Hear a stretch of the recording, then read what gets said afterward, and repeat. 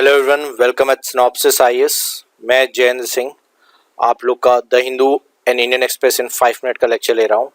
आज हम 6 जून का लेक्चर देखेंगे।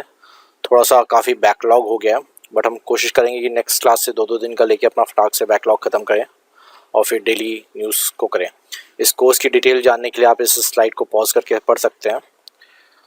आइए तो स्टार्ट करते हैं अपना करंट अफेयर का क्लास। तो हमारा जो पहला टॉपिक है वो है NN4 एस्ट्रॉइड के बारे में।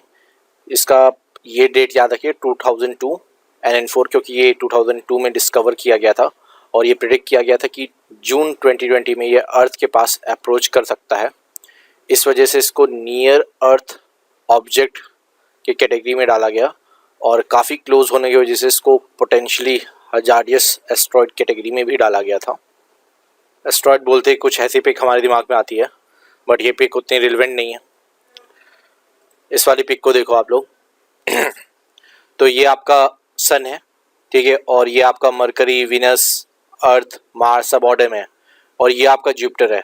जुपिटर और मार्स के बीच में ये आपका मेन एस्ट्रॉइड बेल्ट है, जिसमें देख रहे हैं आप कितने सारे एस्ट्रॉइड है। अब ये एक दूसरे के ग्रेविटेशनल पुल में, इन प्लैनेट्स के ग्रेविटेशनल पुल में, सन के ग्रेविटेशनल पुल में क्या होते हैं, एक दूसरे के एलिप्टिकल ऑर्बिट्स के अंदर घुस जाते हैं। कई बार ये अर्थ के एलिप्टिकल ऑर्बिट में घुस जाते हैं और लगभग पास से गुजरते हैं, ठीक है। तो कई बार क्लैश होने का भी इशू रहता है। एस्ट्रॉइड और कॉमेट, इन दोनों में काफ़ी कंफ्यूजन रहता है लोगों को। तो छोटे से 2 पॉइंट्स को याद रखो। आपकी जो आपके एस्ट्रॉइड होता है, ठीक है, वो आपका बेसिकली मेटल और एंड रॉक्स का बना होता है। वहीं जो आपका कॉमेट होता है, कॉमेट बेसिकली आइस का एंड हाइड्रोकार्बन्स का बना होता है। और इस वजह से जैसे जैसे कॉमेट सन के क्लोज पहुंचता है तो इसका आइस मेल्ट होने लगता है और गैसेस फॉर्म में रिलीज होने लगता है, और उसको हम टेल की तरीके से देखते हैं। जैसे कोई भी सन है तो उसके टेल बनता है, जैसे कि इस पिक्चर में आप लोग देख रहे हैं।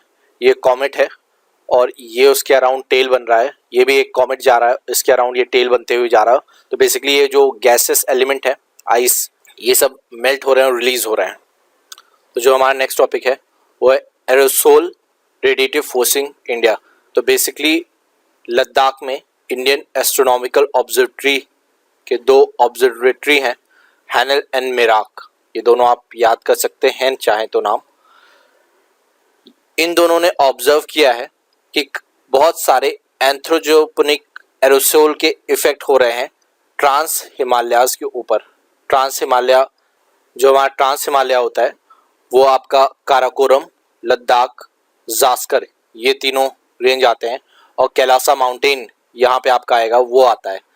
तो ये चीज़ आप ध्यान रखिएगा, इनका ऑर्डर कई बार क्वेश्चन में आता है नॉर्थ से साउथ सेट करने का, तो आप इसको अल्फ़ाबेटिकल ऑर्डर में याद कर सकते हैं KL। तो ये जो ऑब्जर्वेटरी है, इसने ऑब्जर्व किया कि जो लद्दाख रीजन का एरिया है, इस एंथ्रोपोजेनिक एरोसोल के वजह से लगातार टेम्परेचर बढ़ता जा रहा है, और हर डिकेड में आपको 0.3 से 0.4 डिग्री का सेल्सियस का राइज मिल रहा हो। ये लगभग हम पिछले 3 डेकेड से ऑब्जर्व कर रहे हैं। अगर हम ये देखें, ये जो एरोसोल है इस ट्रांस हिमालय रीजन में आया कहाँ से है, तो जो हमारा इंडियन गैंगेटिक प्लेन है, यहाँ पे बहुत सारा पॉल्यूशन जो होता है, और जो हमारा डेजर्ट एरिया होता है, वहाँ से भी जो डेजर्ट्स होते हैं वो सब विंड के थ्रू ब्लो होकर हमारे ट्रांस हिमालय रीजन में जाते हैं, वहाँ पे एक्यूमुलेट हो जाते हैं हाई एल्टीट्यूड एरियाज में। और फिर इन एरोसोल की वजह से आपका स्कैटरिंग एंड एब्जॉर्प्शन होता है, जो भी इनकमिंग सोलर रेडिएशन होती है उनकी। इस एब्जॉर्प्शन की वजह से क्या होता है कि ये एरिया एक हीट पंप के तरीके से बन जाता है, और जब आपका हिमालय वाला रीजन हीट पंप के तरीके से बनता है तो इसका डायरेक्ट इम्पैक्ट आप मानसून पे देखेंगे, और कई सारे अदर जो एटमॉस्फेरिक सर्कुलेशन होते हैं उस पे भी आप इनका इफेक्ट देखेंगे। बाकी एरोसोल के बारे में जो रेस्ट ऑफ द बेसिक्स हैं आप बुक से पढ़ सकते हैं। नेक्स्ट जो हमारा टॉपिक है वो healthy and energy efficient building initiative है। ये 5 जून वर्ल्ड इन्वायरमेंट डे के दिन लॉन्च किया गया। ये हमारा एनर्जी एफिशिएंसी सर्विस लिमिटेड और United state agency of international development ने अनाउंस किया था। ये मैत्री प्रोग्राम है, उसके अंडर ये अनाउंस किया गया है। जो ये इनिशिएटिव है, इसका मेन एम देखें तो ये जो भी एग्जिस्टिंग बिल्डिंग्स हैं उनको रेट्रोफिटिंग करने की कोशिश किया जा रहा है, और ख़ास तौर से जो एयर कंडीशनिंग सिस्टम है उसको चेंज करने की बात की जा रही है। जो एयर कंडीशनिंग सिस्टम है उसको इम्प्रूव करने की कोशिश की जा रही है।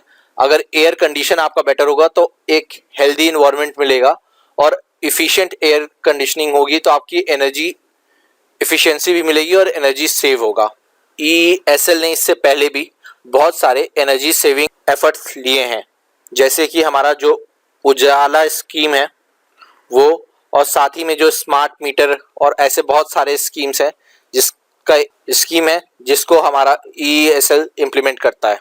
नेक्स्ट टॉपिक जो हमारा है वो है पेमेंट इंफ्रास्ट्रक्चर डेवलपमेंट फंड। तो बेसिकली पेमेंट के इंफ्रास्ट्रक्चर को डेवलप करने के लिए इस फंड को बनाया है RBI ने।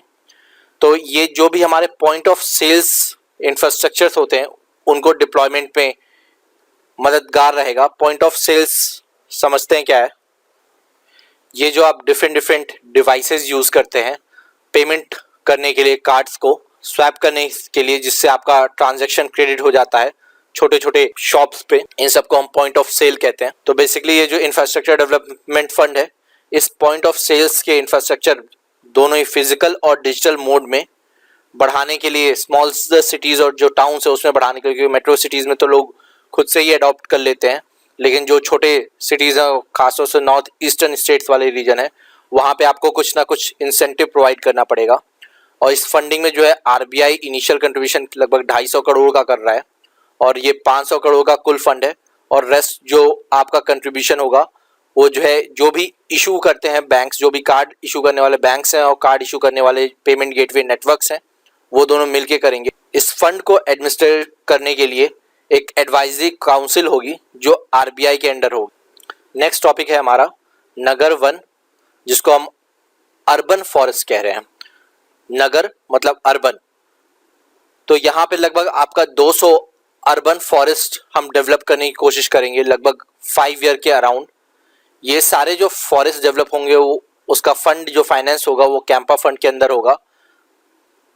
और कैंपा फंड में एक इम्पॉर्टेंट चीज़ आप लोग याद रखिए, जो 90% फंड का पैसा रहता है वो स्टेट्स के पास जाता है, और ये जो कैंपा फंड होता है वो बेसिकली जो भी डिफॉरेस्टेशन हो रहा है उसको कंपनसेट करने के लिए ये कैंपा फंड है।